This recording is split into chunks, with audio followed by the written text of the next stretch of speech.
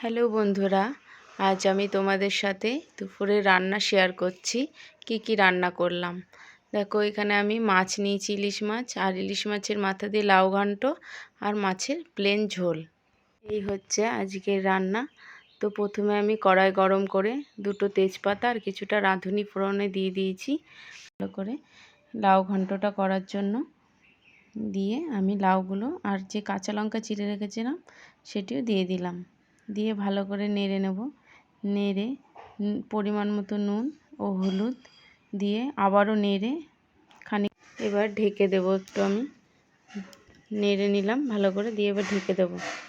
ঢেকে কিছুক্ষণ পর দেখো লাউটা একটু মজে এসছে। এবার আঁচটাকে বাড়িয়ে দেব, দিয়ে আবারও নাড়ব। নেড়ে একটুখানি চিনি দেব, যেহেতু লাউ তাই আমি একটু চিনি দিয়েছি। চিনি দিয়ে কিছুক্ষণ হওয়ার পরেই আমি কিছুটা জিরে ভেজে রেখেছিলাম, সেটি গুঁড়ো করে দিয়ে দিলাম। আমার লাউ ঘন্ট এখানে রেডি। এরপরে আমি লাউ ঘন্টটা নামিয়ে নেব। দেখো আমার লাউ ঘন্ট রেডি হয়ে গেছে। এবার মাছের ঝোলের জন্য কড়াই বসিয়ে তাতে সর্ষের তেল, কালো জিরে ফোড়ন দিয়ে দিলাম।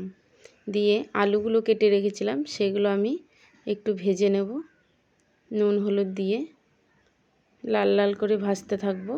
দিয়ে একটু ভাজা হয়ে গেলেই বেগুনগুলো যে কেটে রেখেছিলাম সেগুলো দিয়ে দেব। দেখো আমি বেগুনগুলো দিয়ে দিলাম। দিয়ে আবার একটুখানি বেগুনগুলো ভেজে নেব।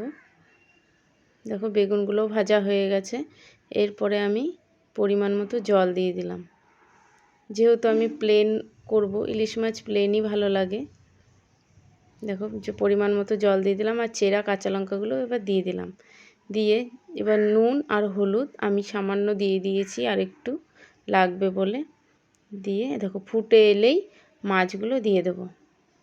মাছগুলো দিয়ে একটু নেড়ে আবার ঢাকা দিয়ে হতে দেব। এভাবে আমরা প্লেন ইলিশ মাছ করে থাকি। তোমরা কে কীরকম করো কমেন্টে জানাবে।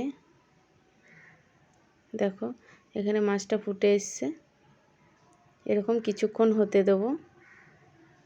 হয়ে গেলেই আমাদের মাছের ঝোল রেডি। দেখো মাছের ঝোল হয়ে গেছে। এবার নামিয়ে নিচ্ছি। আজকে এইটুকুই, দেখা হবে অন্য কোনো ভিডিওতে।